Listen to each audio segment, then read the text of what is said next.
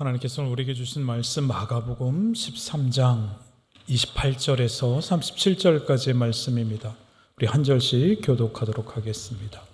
무화과 나무의 비유를 배우라. 그 가지가 연하여지고 잎사귀를 내면 여름이 가까운 줄 아나니 이와 같이 너희가 이런 일이 일어나는 것을 보거든 인자가 가까이 곧 문 앞에 이른 줄 알라.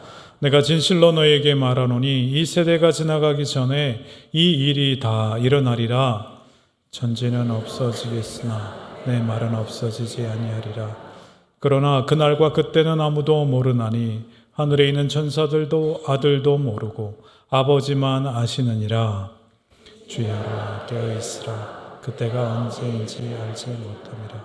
가령 사람이 집을 떠나 타국으로 갈 때 그 종들에게 권한을 주어 각각 사물을 맡기며 문지기에게 깨어있으라 명함과 같으니 그러므로 깨어있으라. 집주인이 언제 올는지 혹 저물 때일는지 밤중일는지 닭울 때일는지 새벽일는지 너희가 알지 못함이라.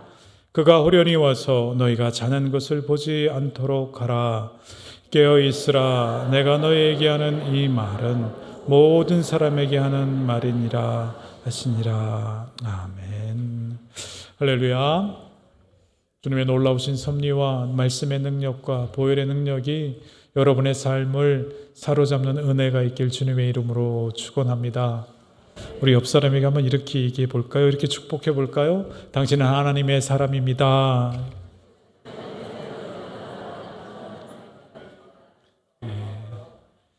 오늘 위로의 복음 63번째 시간입니다. 이 세대를 사는 지혜라고 하는 말씀으로 같이 나눌 터인데요.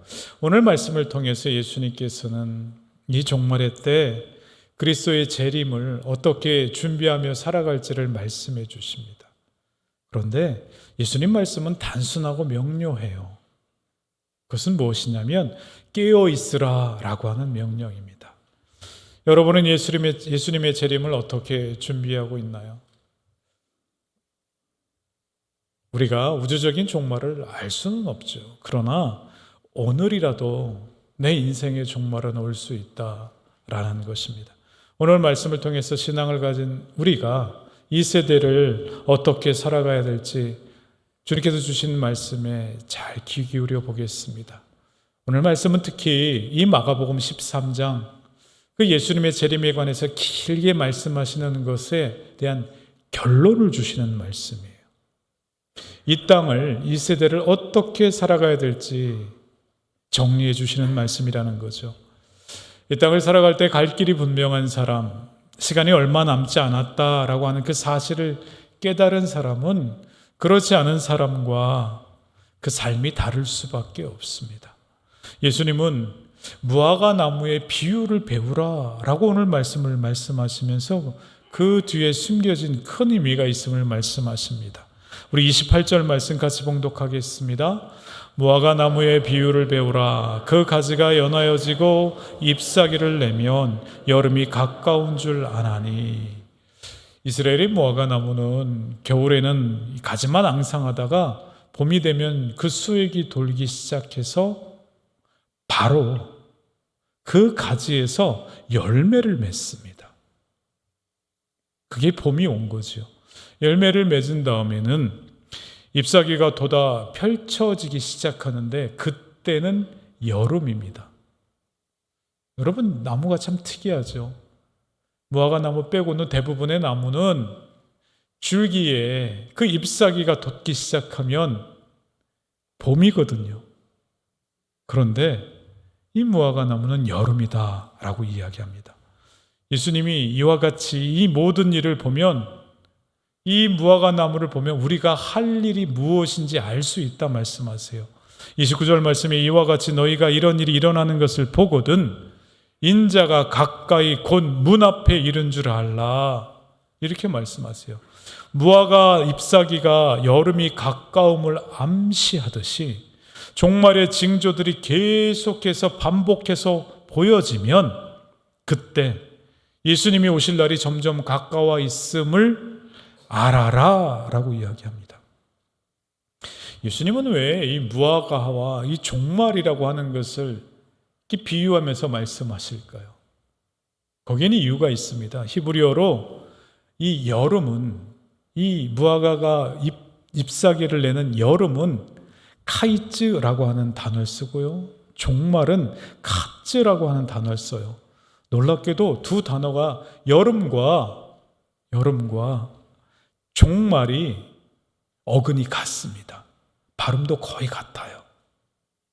무화과 나무를 보면서 여름만 가까운 것을 알 것이 아니라 종말이 가까운 것을 알아야 된다, 이렇게 말씀하시는 거예요. 그러나 모든 소망을 세상에만 두고 사는 사람들은 지금 이 무화과 나무의 비유를 통해서 배우지 못합니다. 그것을 통해서 배울 수 있는 사람은 이 세상이 영원하지 않다라고 하는 것을 아는 사람이라는 거죠. 말로는 하나님이 계시다고 하면서 하나님과 관계없이 사는 것처럼 말로는 종말이 있다, 내가 그걸 안다, 믿는다라고 하지만 종말이 없는 것처럼 사는 사람들이 얼마든지 있습니다. 하지만 우리는 비록 이 세상에 발을 딛고 산다 할지라도 항상 하늘을 보는 사람들이에요. 종말은 반드시 온다 말씀하세요. 우리 30절 말씀 같이 봉독하겠습니다. 내가 진실로 너에게 말하노니 이 세대가 지나기 전에 이 일이 다 일어나리라. 이 세대가 지나기 전에. 예수님 시대의 사람들은 AD 70년에 예루살렘 성전이 무너졌으니까 거의 종말이 온 것 같은 충격을 받았습니다. 그러나 그게 종말이 온 것은 아니죠. 지금 예수님의 말씀은 아직 오지 않은 최후의 재림과 연결해서 이 세대라 말씀하고 계시죠. 우리가 살아가고 있는 이 교회 시대, 이 세대를 다 통틀어서 말씀하신다는 거예요. 예수님의 죽음과 부활로 여러분 종말이 시작이 됐어요.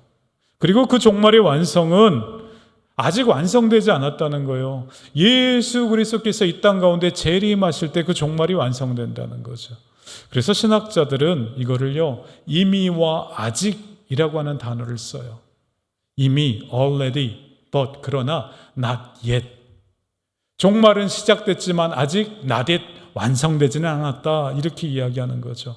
바로 이때를 예수님은 이 세대라 말씀하시는 거예요.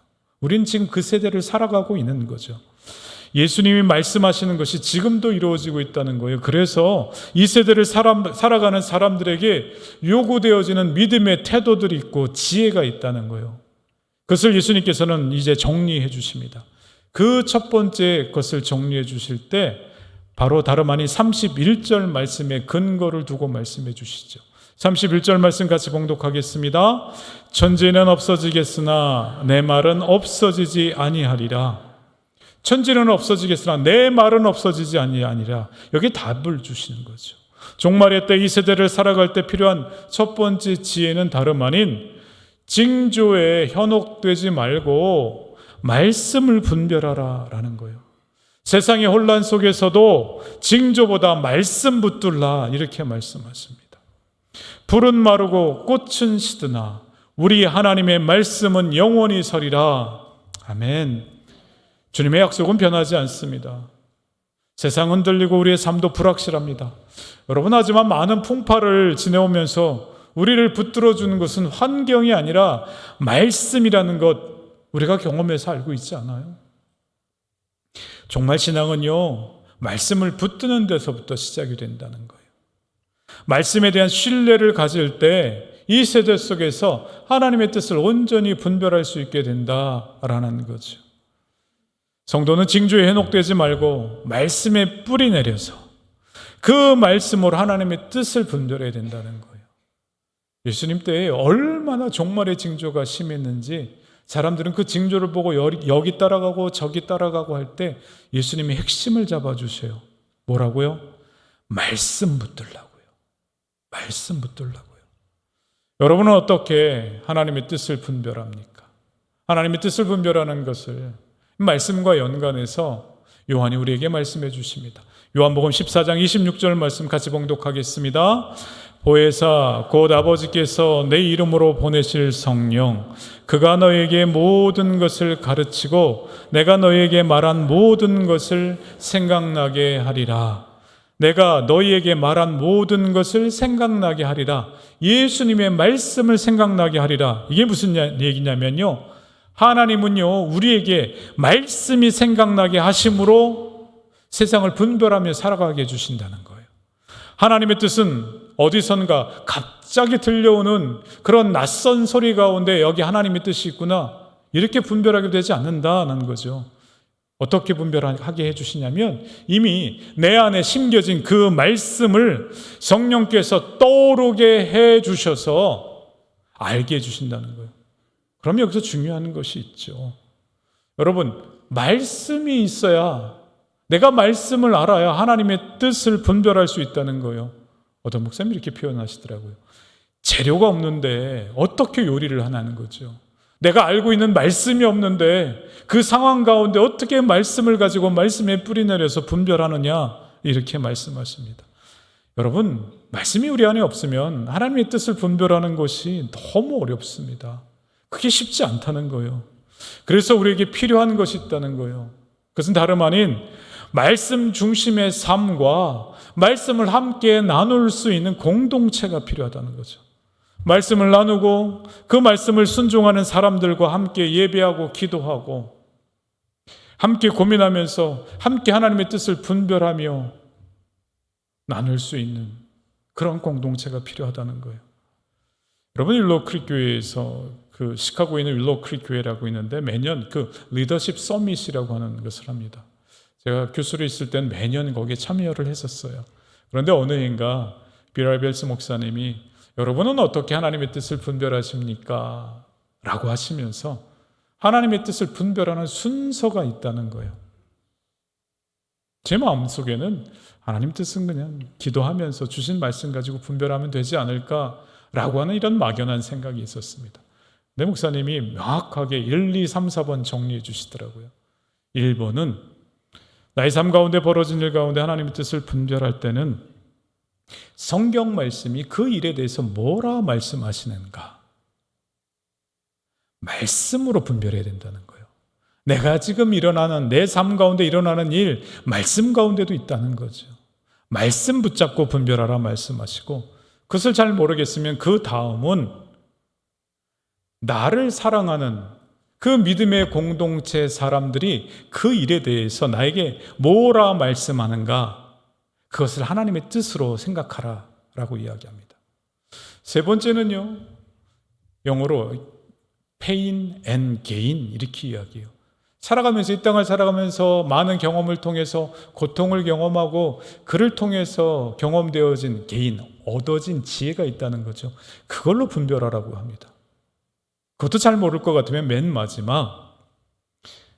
마지막이 기도함으로 주신 말씀 따라가라는 거예요. 처음엔 너무 이상했어요. 4번이 1번 아닌가 이렇게 생각하는 분들도 많이 계실 겁니다. 하지만 너무나도 분명하게 말씀하시더라고요. 하나님의 뜻을 분별하고 싶다면 말씀으로 돌아가라는 거죠. 그리고 그 말씀 안에서 함께 분별할 믿음의 공동체 가운데 있어야 한다라는 거예요. 팬데믹이 끝나고 한국의 목회 데이터 연구소에서 사람들이 팬데믹 동안 얼마나 괴롭고 외롭고 고독한지 그거를 설문을 조사했어요. 여러분, 서로 성김 때 얘기했던 건데 영국에는 고독부 장관이 있습니다. 여러분 안 믿는 것 같은데요. 외로움을 다루는 부서가 있다는 거예요. 정부 부처로. 팬데믹 때 전 세계 사람들이 그걸 경험했죠. 예수 믿는 사람들과 예수 믿지 않는 사람들이 얼마나 그 어려움 가운데 외로워했는지를 조사해 봤더니 예수 믿는 사람, 교회 공동체에 있는 사람들이 한 배 정도는 풍성함으로 지냈다는 거예요. 그리고 더 조사해 봤더니 그 배 정도 풍성함 가운데 지냈던 교회 다니는 사람보다 더 2배 정도 풍성하게 지낸 사람들이 있다는 거예요. 그 사람들은 누구냐면 교회 공동체에서 소그룹에 속한 사람들이라는 거예요. 우리 말씀드리면 목장 가운데 속한 사람들인 거죠. 같이 말씀을 나누고 삶을 나누고 하나님의 뜻을 분별해 줄 그 지체들이 있는 그 공동체에 속한 사람들이 훨씬 더 풍요롭게 지냈다, 이렇게 이야기합니다. 여러분 말씀을 꾸준히 읽고 그 말씀 안에서 성령께서 생각나게 하시는 그 구절 붙잡으세요. 여러분 재료 없이 요리하려고 하지 마세요. 이 도둑눈 심보입니다. 그렇죠? 말씀을 하나도 몰라요. 1년 한 번 가서 말씀 묵상한 거는 1월 달밖에 없어요. 그리고 12월 달에 한 번 더 하죠. 시작과 끝만 하는. 여러분 그렇게 하지 마세요. 항상 말씀 가까이 하고 주신 말씀 또 외우고 그 말씀 따라 한번 받은 말씀이 있다면 실천해 보세요. 그 종말의 때 재난과 기근이 있고 거짓 그리스도가 그 난무하는 그때 예수님께서 우리에게 이 세대를 살아가는 첫 번째 믿음의 태도 지혜에 관해서요, 말씀 붙잡으라 말씀하십니다. 뭘 붙잡으라고요? 말씀 붙잡으라고요. 아름다운 교회 성도 여러분의 삶 가운데 말씀 붙잡음으로 하나님의 뜻을 따라 사는 그 삶의 시작이 말씀이 되고 이 세대를 살아가는 그 지혜가 말씀 붙잡는 것으로부터 시작되는 은혜가 넘치길 주님의 이름으로 축원합니다.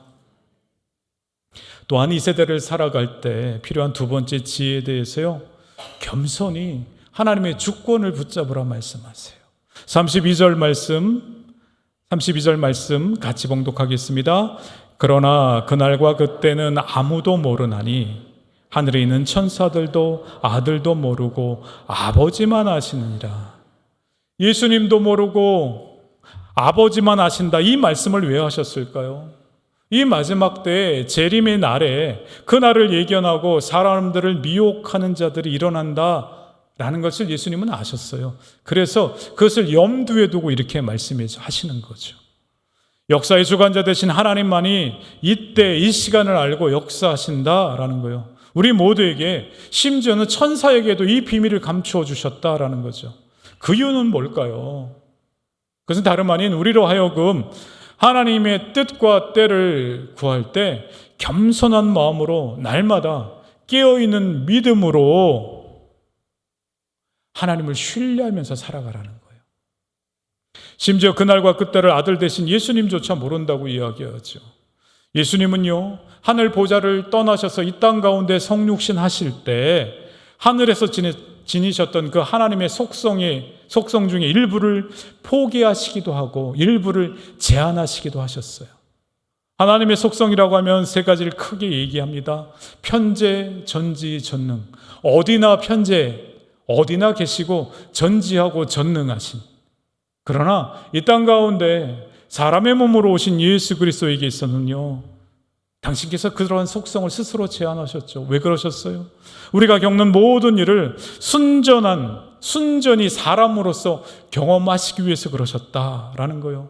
이렇듯 천사도 아들도 모르는 오직 하나님 아버지만 아신다라고 하는 이 말씀의 또 다른 의미는 뭐냐면 인간의 계산이나 예측을 불허하신다, 허락하지 않으신다라는 말씀이에요. 재림의 때를 계산하지 말고 예측하는 대신에 하나님께 대한 신뢰와 겸손으로 이 땅을 살아가라 말씀하세요. 신학교 때 사역을 하고 이제 신학교 기숙사로 돌아올 때 참 피곤합니다. 밤 늦은 시간이 되거든요. 교육자회의 다 끝나고 오면. 그러니까 지하철에서 이렇게 자고 오고 싶은데 같은 기숙사에 계신 전도사님이 지하철에 전도합시다 그러는 거예요. 아휴, 피곤한데 자고 가면 좋을 텐데 그래도 전도사님 전도해야죠. 예수 믿으세요. 이렇게 하면은 정말 많이 들은 반응이 뭔지 아세요? 저 교회 안 나가요. 너무나 저 교회 안 나가요. 그렇게 반응하는 사람들을 보게 됩니다. 나는 예수님 전한다고 생각을 했는데 사람들은 교회를 전한다고 여기고 나는 복음을 전한다라고 생각하고 말씀을 전하는데 그들은 교회 나가라라고 하는 이야기로 받아들입니다. 예수 믿지 않는 사람들은요, 예수 믿는 사람들의 삶에 집중한다는 거예요. 그 사람이 예수 믿으면서 어떻게 살아가는지 삶으로 판단한다는 거죠. 마찬가지로 교회에서 예배를 드린다라고 해도 우리의 삶이 하나님과 관계없다면, 우리가 성도라고 하지만 우리의 삶이 하나님을 신뢰하지 않는다면 사람들은 우리를 가리켜서 저 사람은 교회에 다녀라고 말하지, 하나님을 믿는 사람이야, 예수 믿는 사람이야, 그렇게 말하지 않을 수도 있습니다. 우리에게 정말 필요한 것은 언제라고 하는 그 때를 아는 것이 아니라 우리의 삶으로 그 때를 어떻게 준비할 것인가, 이것이 중요하다라는 거죠. 크리스천들은 어떻게 종말을 준비해야 될까요? 한국에서 2014년도에 국제시장이라는 영화가 나왔습니다. 이 덕수라고 하는 역할을 한 저 황정민이라는 배우가 주연을 맡은 영화예요. 영화 마지막 대사에서 일사후퇴 때 아버지와 막내 남동생은 그 흥남에서 배를 타지 못하고 북한에 있고 본인만 장남으로 어머니 여동생만 데리고 우여곡절 끝에 피난을 오게 됩니다. 그 가정을 일으키기 위해서 파독 광부, 독일에 가서 광부로서, 또 베트남 전쟁에서 군인으로서 가서 열심히 일을 하고 그 부산의 국제시장에 미국에서 떼온 물건을 파는, 그래서 부를 이루고 가정이 화목하게 서로 웃으면서 껄껄거리면서, 그렇게 영화가 마지막까지 와요. 이 영화의 마지막 대사예요. 방에 몰래 가족들이 있는데 웃으면서 있는데 들어와서 그 주연 배우가 이렇게 이야기합니다. 아버지, 내 약속 잘 지켰지에. 이만하면 나 잘 살았지에. 근데 내 진짜 힘들었거든요. 이렇게 독백으로 영화가 끝납니다. 오늘날 이민 오셔서 이 정도까지 살아오신 이 땅의 아버지, 어머니들, 이민자의 자녀로 태어나서 이 땅에서 살아오신 모든 성도들의 고백처럼 느껴집니다. 여러분 열심히 정말 잘 사셨습니다. 수고하셨습니다. 예배 시간에 이런 거 잘 안 하지만 여러분 손 한번 들어보시겠어요? 이렇게 가슴에 한번 얹어 보시겠어요? 다 따라, 권사님, 장로님 한번 다 해보세요. 자, 한번 해보시고 이렇게 해보세요. 수고했어. 이렇게 한번 해주세요. 수고했어. 여러분 정말 수고하셨습니다. 그러나 여러분, 성도에게 필요한 것은 얼마나 열심히 살았느냐가 아니라 얼마나 하나님 앞에 잘 살았느냐입니다. 열심히 달려가던 인생 잠시 숨 고르고 삶의 방향이 맞는지 점검할 필요가 있다는 거예요. 우리 인생은 알 수 없는 때가 많죠. 은퇴 후의 삶, 자녀들의 미래, 배우자의 죽음, 건강 문제, 여러분 우리는 알지 못합니다. 그러나 하나님은 아십니다. 종말도 마찬가지예요. 알 수 없는 것을 억지로 계산하기보다 겸손히 하나님의 주권을 신뢰하면서 살아가라 말씀하십니다. 예수님께서 우리에게 알려주신 이 종말의 때 이 세대를 살아가는 지혜 두 번째예요. 주님을 온전히 신뢰하면서 살아가라는 거죠. 그러면 그 신뢰함으로 살아가는 것을 우리가 어떻게 준비하면서 살아갈까요? 예수님은 제자들에게 예수님의 재림과 종말이 언제 임할지 모르니 깨어있으라, 이런 단어로 말씀하십니다. 33절 말씀 한번 같이 해볼게요. 주의하라, 깨어있으라, 그때가 언제인지 알지 못함이라. 예수님은 종말신앙의 핵심을요, 깨어있으라, 이 말씀으로 대신하십니다.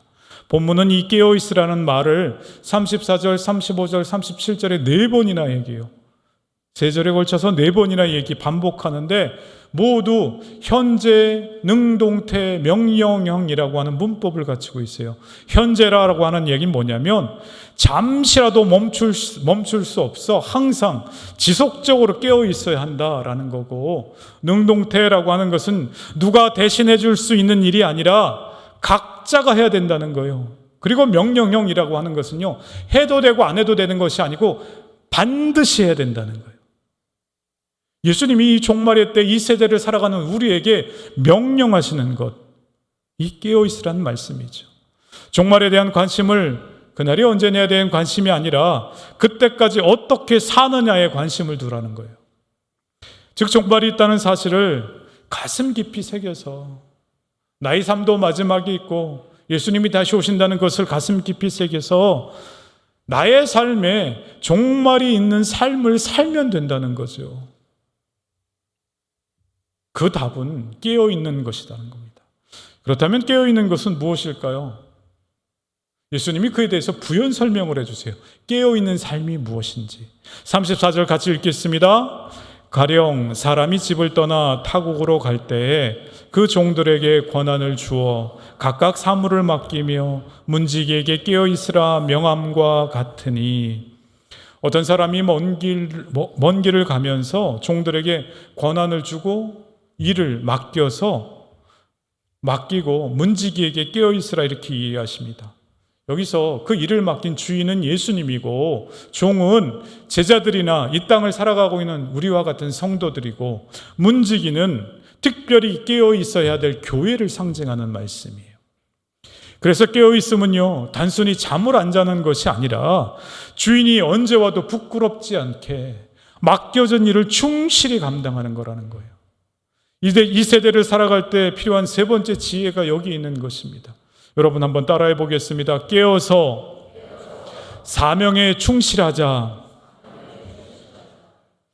여러분, 우리는 주님이 다시 오신다라고 약속하시고 떠나신 그 사이를 살아가고 있는 것이 지금 우리들의 삶이죠.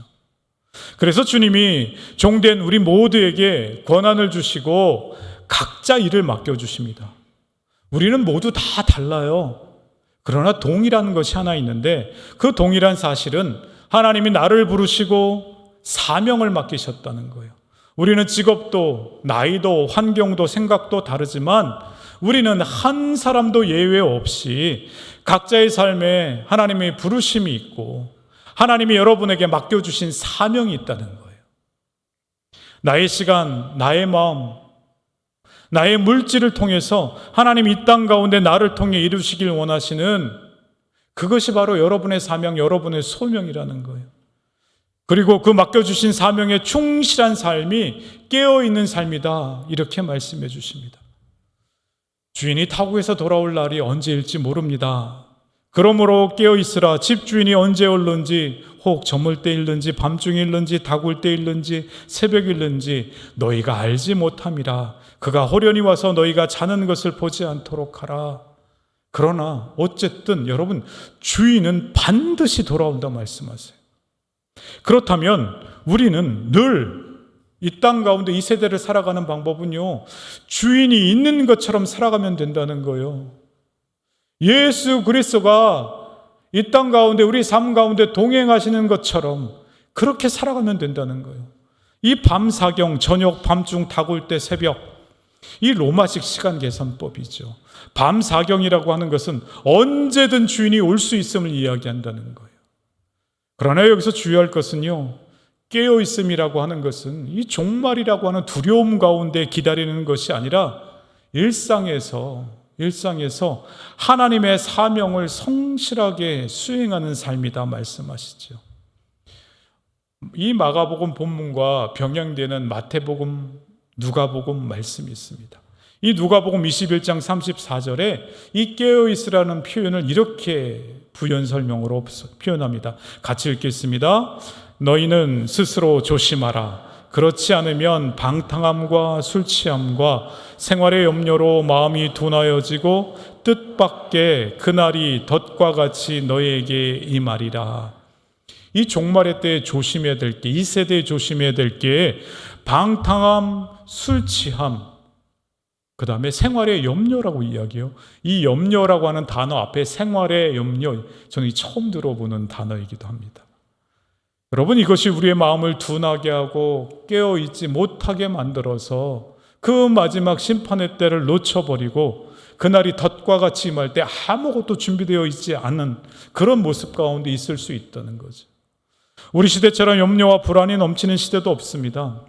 방탕하고 술 취하는 것도 어찌 보면 그 염려를 잊어버리기 위함일 때가 참 많아요. 염려는 미래를 바꾸는 힘은 없으면서 현재의 기쁨만 앗아가죠. 생활의 염려에 빠지면 우리는 세상을 열심히 따라가게 되어 있어요. 그리고 그것이 마음을 둔하게 만들고 세상 가운데 있는 우리가 푹 빠져 있어서 깨어있지 못하게 만든다는 거예요. 여러분, 염려란 단순한 심리적인 불안이 아니라 우리가 하나님을 신뢰하지 못하는 내적인 상태라는 거죠. 때문에 깨어있음은요, 단순히 두려움 속에서 기다리는 것이 아니라 말씀을 품고 말씀을 기준 삼아 일상 가운데 그 맡겨진 소명을 신실하게 감당하면서 살아가라라는 것, 이것이 깨어있는 삶입니다. 가정에서 자녀와 손주들에게 믿음의 본을 보이는 것, 교회에서 작은 봉사를 성실하게 감당하는 것, 이민생활 쉽지 않지만 세상 속에서 정직하게 살아가는 것, 이것이 깨어 사명에 충실한 삶이다 말씀하십니다. 교회마다 그런 깨어있는 사명자가 모여서 하나님 나라를 아름답게 이루어가는 줄 믿습니다. 저는 그것이 하나님의 뜻일 것임을 믿어요. 여러분, 우리가 깨어있지 않으면 뜻밖의 예상하지 않은 순간에 그 순간이 갑자기 찾아와요. 그가 호련히 와서 너희가 자는 것을 보지 않도록 하라. 깨어있으라. 호련히. 이 호련히라고 하는 단어, 더 이상 기회가 주어지지 않는 순간이 온다는 거죠. 여러분, 염려와 세상의 무게로 졸지 마세요. 갑자기 주님 오셔서 역사가 종료될 때 하나님 앞에 우리가 후회 없는 선택을 매일매일 해야 한다 말씀하십니다. 마지막으로 내가 너에게 하는 이 말은 모든 사람에게 하는 말이니 곧 깨어 있으라 하심으로, 이 당부가 단지 제자들에게만이 아니라 이 땅을 살아가는 저와 여러분 모든 성도에게 주어진 보편적인 명령이라는 거죠. 성도는 다음 세대에게 종말 신앙을 보여줄 중요한 사명을 가지고 있는 사람들이에요.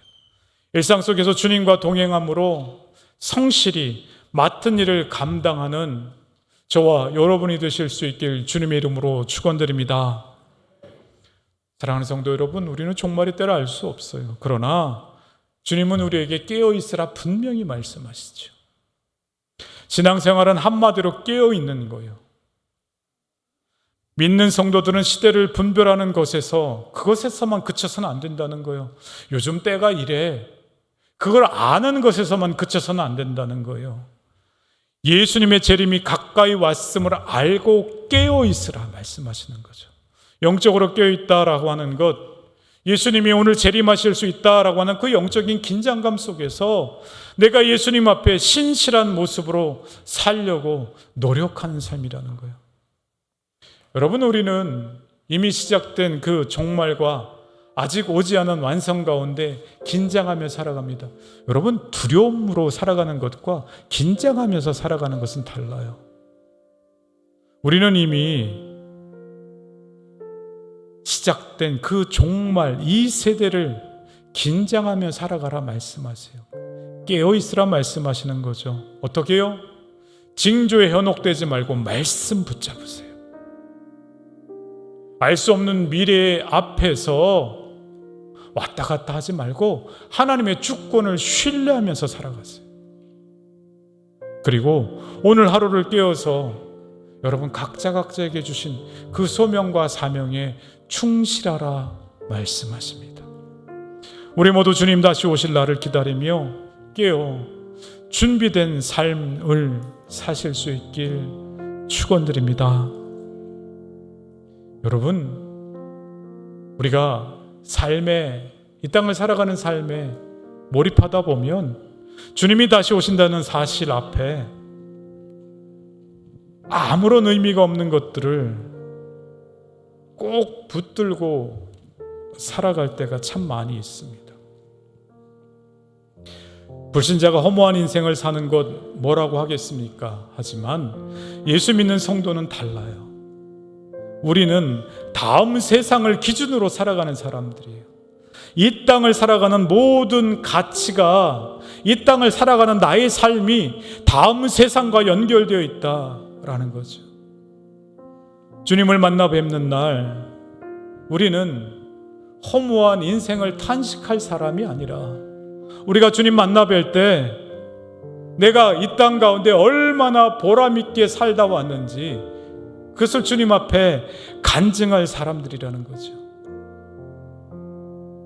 세상 너무나 빨리 변해가고 있고 어떻게 중심 잡아야 될지 모르겠고 전쟁과 기근은 여기서 저기서 정치적인 상황은 도대체 어떤 방향으로 흘러가는지 알 수 없는 이때, 이 세대, 그날을 바라보며 늘 깨어서 이 순간을 말씀에 순종해 주님 의지함으로 맡겨진 사명을 성실하게 감당하는 저와 여러분이 되길 주님의 이름으로 축원드립니다.